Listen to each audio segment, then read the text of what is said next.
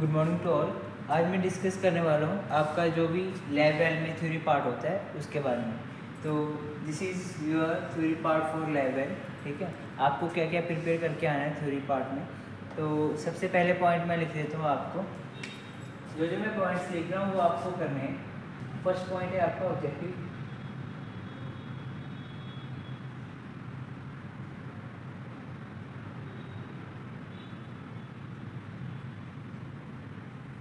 Objective में क्या होता है, जो पॉइंट्स आपको करना होता है एक्सपेरिमेंट में वो लिखने होते हैं। एक दो पॉइंट्स या फिर दो तीन पॉइंट्स आप लिख सकते हो, जितने आपके एक्सपेरिमेंट में लिखे हुए हैं उतने आपको लिखना होता है। This is your objective.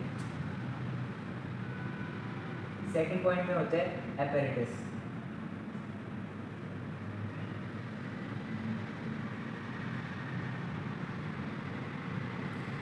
Second point पे apparatus, जो आप apparatus यूज़ करते हो आप अपने एक्सपेरिमेंट में, उसकी जो एलिमेंट्स है और जो मीटर्स यूज़ कर रहे हैं उसके साथ उसकी रेंजेस जरूर लिखना, क्योंकि आप अगर उसकी रेंज नहीं लिखते हो तो मार्क्स डिटेक्ट हो सकते हैं आपके। तो इसलिए आपको मार्क्स बचाने के लिए आपको रेंज लिखना पड़ेगा। एंड थर्ड पॉइंट पे है circuit diagram.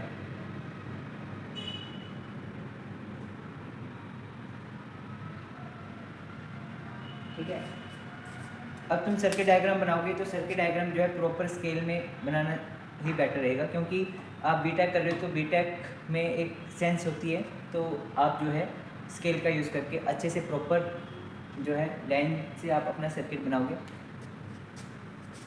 With pencil, pencil का यूज़ करना है, पेन का यूज़ ना करोगे बेटर है। ठीक है, पेंसिल का यूज़ करना है।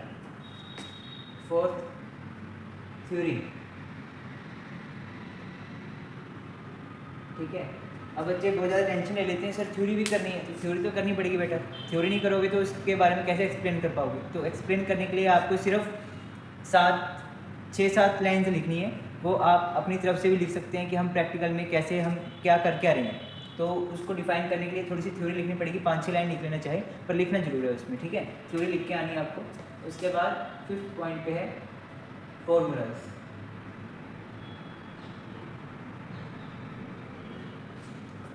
फिफ्थ पॉइंट पे है फॉर्मूलाज। जो भी आप एक्सपेरिमेंट के रिलेटेड जो फॉर्मूला अप्लाई कर रहे हो वो लिखने पड़ेंगे आपको, जितने भी हैं। ठीक है, अगर आपको उतने याद नहीं होते हैं कम से कम 5-6 तो लिख के आओगे। ठीक है ना, 5-6 तो लिख के आने ही आने। ठीक है, फॉर्मूले आपको याद होने चाहिए।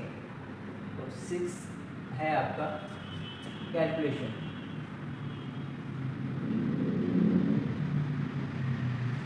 अब 6 पॉइंट है आपका कैलकुलेशंस। तो कैलकुलेशंस आपको करनी है किसमें, डीसी सर्किट में। ठीक है, कैलकुलेशन आपको डीसी सर्किट में करनी है, और एसी सर्किट में आपको कैलकुलेशन नहीं करनी है।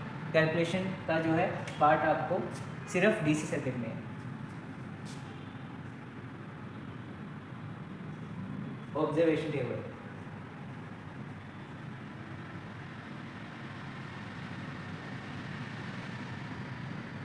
सेवन्थ पॉइंट है आपका ऑब्जर्वेशन टेबल। आप क्या ऑब्जर्व कर रहे हो उसमें, तो आपको पूरा प्रॉपर वे में ऑब्जर्वेशन टेबल बनाना है। तो इसमें कुछ नहीं होता है, सबसे पहले हम वोल्टेज चेक करते हैं, फिर करंट चेक करते हैं, फिर पावर चेक करते हैं। इन एसी सर्किट में, जो आपका एसी सर्किट है तो उसमें 3 चीज़ें हम मेज़र करते हैं। क्या क्या चीज़, वोल्टेज, करंट और पावर। वीआईपी रूल आप अपना सकते हो, जैसे कि मैं आपको लैब्स में समझाता हूँ। Voltage, current and power. Voltage से क्या क्या मेजर होता है, voltage source, V R, V X L, V C. तो ये चीज़ आपको वोल्टेज से मेज़र करनी है। और करंट आपको पूरे सर्किट का करना होता है। ठीक है, और इसलिए आपको ऑब्जर्वेशन टेबल अच्छे से बनाना है। पावर में आपको 2 चीज़ चेक करनी होती हैं, W1 और W2। ठीक है, और सेकंड उसमें होता है हमारा PL और PT। जो सीरीज सर्किट है उसमें हम क्या चेक करते हैं, SPDT से PL और PT। ठीक है, 8th पॉइंट है हमारा प्रोसीजर।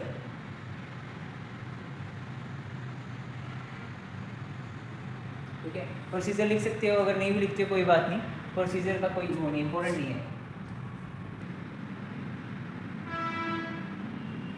10th है रिजल्ट। रिजल्ट आप लिख सकते हो जब आप डीसी सर्किट में आप अपना जो एक्सपेरिमेंट मिलेगा जिनको, वो रिजल्ट जरूर लिखेंगे कि आपने क्या वेरीफाई किया है। 11th graph. ठीक है, ग्राफ आपको बनाना है इन फ्री हैंड। ठीक है, आप क्योंकि रीडिंग्स तो लोगे नहीं उसमें, तो इसलिए आप फ्री हैंड उसकी वेरिएशन चेक क्या हो रही है वो आप एक्सप्लेन करोगे वहाँ पे, ठीक है। इन फ्री हैंड अगर पॉजिटिव की तरफ जा रही है, ऊपर की तरफ जा रही है तो ऊपर शो करोगे, अगर नीचे की तरफ आ रही है तो आप नेगेटिव की तरफ शो करोगे, ठीक है। ये आपको this is your theory part, ठीक है। अब क्या क्या इंपॉर्टेंट है इसमें लिखना वो मैं आपको बता देता हूँ। जिसमें मैं रेड मार्कर मार रहा हूँ वो बहुत इंपॉर्टेंट है, वो लिख के ही आना है आपको, ठीक है। सबसे पहले है ऑपरेटर्स, ठीक है। उसके बाद है सर्किट डायग्राम, उसके बाद है थ्योरी, ठीक है। 3 चीज़ें तो ये हो गई है। उसके बाद है ऑब्जर्वेशन टेबल, ठीक है, फॉर्मूलाज एंड